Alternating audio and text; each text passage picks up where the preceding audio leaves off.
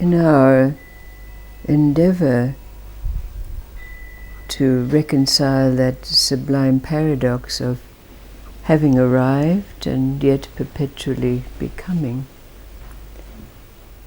there's a reminder of a Siddha story. It's that story of Kantalipa. Kantalipa was that rag picker, and like his father and his father's father before him, they would visit the seamstresses and the tailors and collect the scraps and painstakingly sew them together into cloth.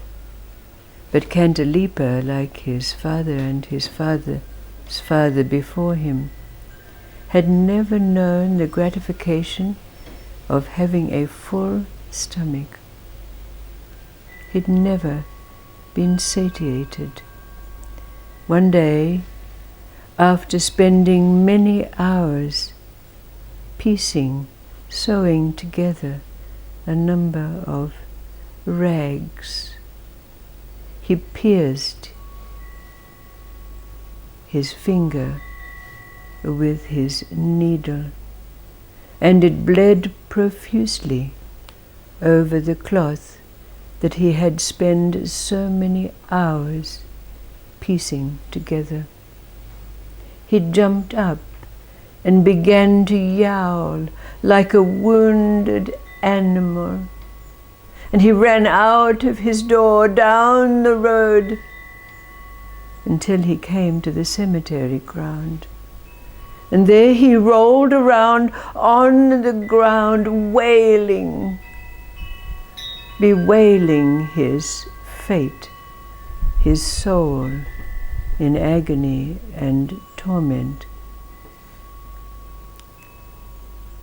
The goddess, who is the embodiment of the emptiness of the elements, took pity on him and manifested as an old woman and asked Kantalipa, "What is it that brings you to this state?"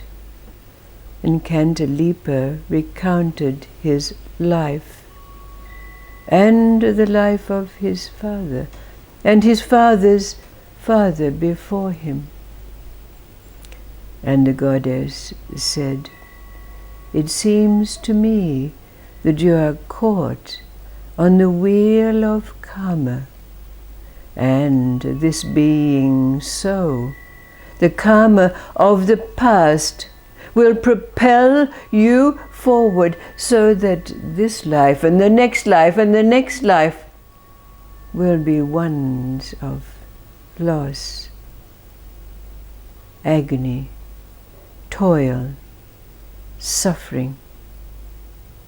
But if you would follow what it is that I tell you and practice what I say, there is a possibility that this can cease. Would you do so?" Kantalipa said, "Just tell me what to do, and I will do it." And so the goddess gave to Kantalipa the practice that unifies the three levels of existence. And she conferred on him empowerment and an initiation. Kantalipa did exactly what it was that the goddess had imparted. But after his great effort, his mind kept coming back to his work, bringing back to him the separation that brings the suffering and the realization of that suffering. And so the goddess manifested before him once again and gave him this advice: imagine the cloth as the cosmos, the vastness of space. Take your needle as mindfulness and thread it with compassion, and sew the pieces of cloth so that you unify all the sentient beings, all beings.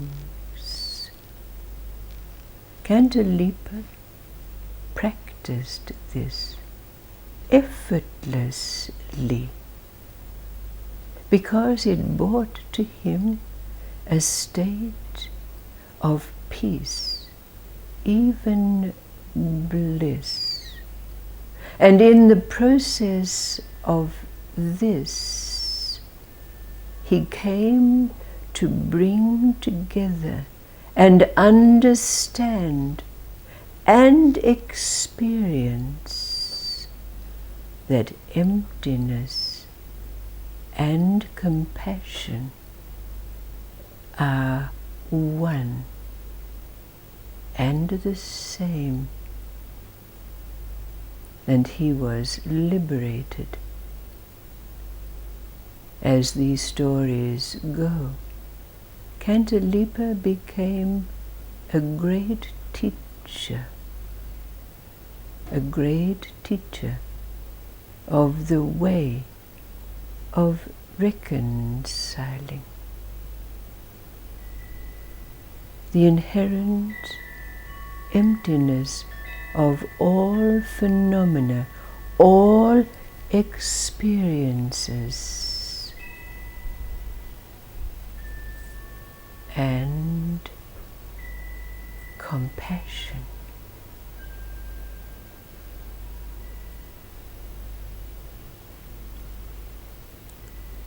How does this Siddha story bring the possibility that we can recognize that we have already reconciled stillness and movement?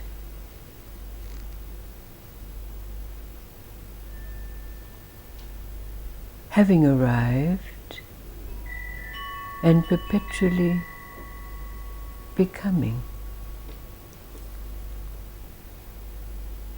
We know where stillness and movement meet. And perhaps we have even accepted what it is that arises when these two come together.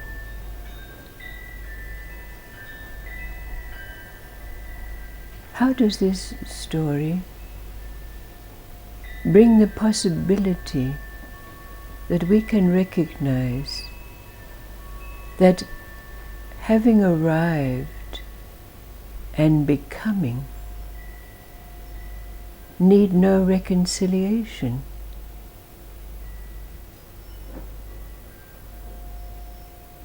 Like stillness and movement. In meeting, they cancel one another out.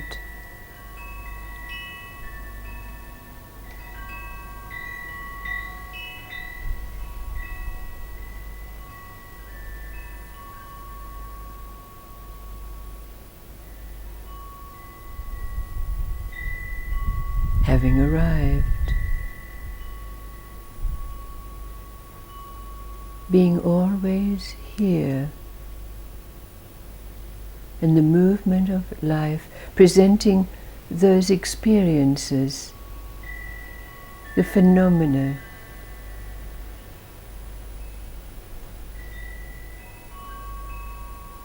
that unite with this being here.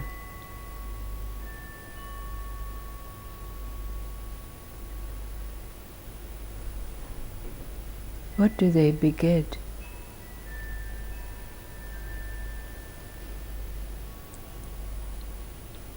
You've already spoken of it, Jaya, when we begin to recognize the miracles that occur in daily life that confirm that indeed those two have come together.